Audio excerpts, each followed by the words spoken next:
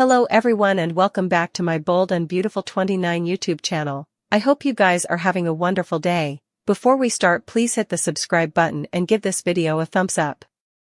Luna to make a run for it. Bill should learn about his son's heroic attempt, but that will put him in a shamefaced fear. Brooke is forced to accept that Ridge has moved on.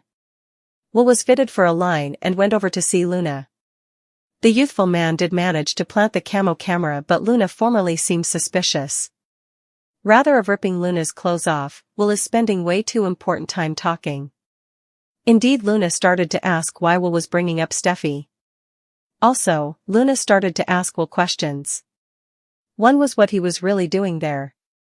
Luna also wanted to know what Will wants from her. The youthful man will try to cover, but he doesn't know that Luna has a gun hidden. Sheila told Luna that Will's 180 is odd. Also, she told her granddaughter to be careful. Luna got out her gun and hid it right before Will arrived. So, when Luna realizes that this is a trap, she knows she wouldn't be suitable to kill Will. Luna could shove him out of the way and make a run for it, however. Luna can't turn to Sheila or Bill. Still, I could see Luna turning to Remy. Bill might find out about Luna's escape. Bill will also be frightened at how Will got roped into the plan. Bill knows that this is all his fault and his own son could now be a target. So, anticipate Bill to conduct a manhunt to find Luna. Sheila will open up to Cleric about her mistrust of the Spencer family. Brooke could defy Ridge about Taylor marriage offer. The developer will have to give Brooke a establishment reality check. Will Brooke accept it and try to move on, and she contend that Ridge is her fortune? Will setting his plan into stir, but is this really a good plan?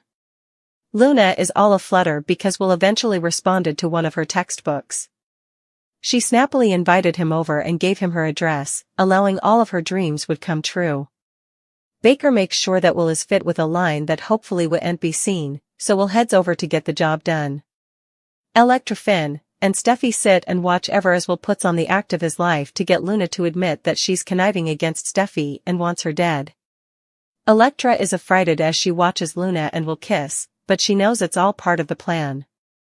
The problem is, they didn't suppose any of this through veritably well, and Luna is just about to catch on to what's really going on. Luna has a gun and is veritably dangerous, so there's no telling who she'll really go later and what she'll do. After wiretapping on Taylor and Ridge lunch at Il Giardino, Nick has some big news for Brooke. Taylor proposed marriage, meaning Ridge might be more off the request than ever ahead. Will this idea give Brooke some food for study regarding what she wants to do with the rest of her life? She has been staying for Ridge to come home for months now, but he keeps telling her that he's committed to Taylor. Is this true, or does he just not want to literally break her heart again? While Brooke deals with the enormity of what Nick tells her, Taylor and Ridge celebrate their love. Does that mean marriage bells will be ringing eventually soon? What are the odds that Taylor will be left in the lurch again? Will gets wired. Luna gets her gun ready. Ridge gives Taylor an answer to her marriage offer. Ridge is stupefied. Taylor gives a big speech about their bonds and connections and family. Taylor wants them to be married so they can reunite their family. An engagement ring is whipped out. Ridge says that Taylor makes him a better man. The developer accepts the marriage offer. Wow, that was unanticipated. As Taylor slips the ring on Ridge's cutlet, they kiss. Katie continues advising Brooke. The Golden insists that Taylor realizes she's just to answer. Brooke calls Ridge a pointless sense of obligation. Katie wants her family to face the fact that Ridge is committed to Taylor. Katie thinks it's done. Brooke keeps saying Ridge would no way marry Taylor. Katie brings up it's formerly happened many times. At the apartment, Luna is agitated about Will coming over. She calls Electra Miss Narcolepsy. Sheila Carter is suspicious of Will's unforeseen reversal. Sheila leaves but urges Luna to be careful. At Precipice House, Chief Bradley is giving Will advice as an officer videotapes a line to his casket. Will is given camo, which is actually a wide-angle camera. Will needs to find a way to plant it in the apartment so they can see what's going on. Bill made a terrible mistake and now Will is going to fix it. After Sheila leaves but before Will arrives, Luna gets her gun ready and stashes it. Will arrives and she lets him in. Will asks for water and plants the camo camera. Luna comes back and starts slamming Elektra. The youthful man calls her sexy and dangerous. As Elektra watches, Steffi is concerned. Is this too hard for her to watch? Elektra is determined to be stalwart. Luna suddenly asks why Will changed his mind so suddenly. Will says Luna knows what he wants. The brunette needs him to say the words. Oh, she's on to him. What exactly do you want from me, Will? Will calls her a survivor and a woman. She rants about Steffi. Also, she stops before saying anything indicting. Luna says she belongs to Will if he wants her. Suppose about it.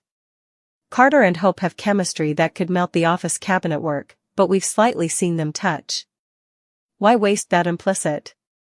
These two should be lighting up the screen, not sitting on contrary sides of a conference table. Steffi and Finn have survived hijackings, comas, and killer mama-in-laws, but we infrequently get a peep behind their bedroom door presently. We know they're in love, but can we see it? Brooke and Nick? There's an arguable spark there. Their recent scenes have suckers buzzing, and it feels like a missed occasion not to readdress the magic they formerly had. We're ready for further than polite exchanges and craving gapes. We want a full-bloated romantic reanimation.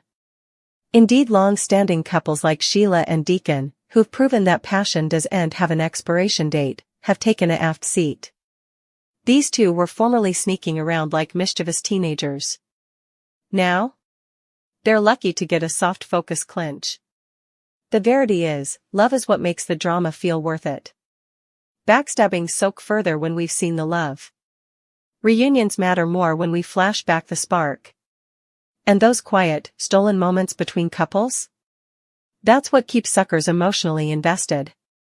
Right now, Bold and the Beautiful has all the constituents: hot couples, dramatic stakes, and a heritage of swoon good liar. All that's missing is the heat.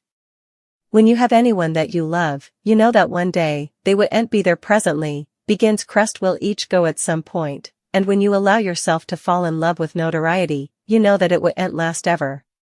You know that someone is going to go first and that it's going to be hard.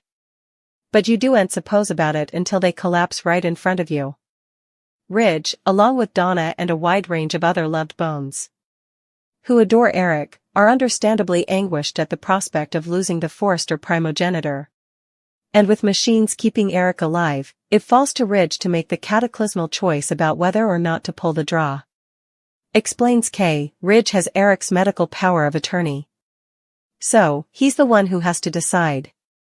There's a voiceover where you find out that Eric said to Ridge, if effects go south, you've got to let me go. You have to pull the draw when you suppose it's over. Ridge reveals this to Eric's loved bones, arguing that the right thing to do would be to recognize his father's wishes, as important heartache as his death would beget them. He's met with major resistance. The two camps are principally Ridge, and also everyone differently on the other side, according to Kay. Donna, Bridget, Brooke, Steffi, they're all on other side. They're all saying, no, you can't. You can't let him die. We've to do whatever we can. And Ridge is saying, no. He doesn't want that. But the opposing side's arguments do make an impact on Ridge, who struggles to come to a final decision. Sighs Kay, Ridge wants to do what his father asked him to do, not to revive him, not to do anything out of the ordinary. If it's time to go, it's time to go. But it's hard, because everyone is against, and they're crying and they're worried. It's a real dilemma. He truly believes that this is what his father wants. But it's a tough thing to let someone go, especially when there's a slight chance that. Talk about playing God. That's what this is. Ridge has to be the one to decide if it's over for his pater. And that's a big responsibility.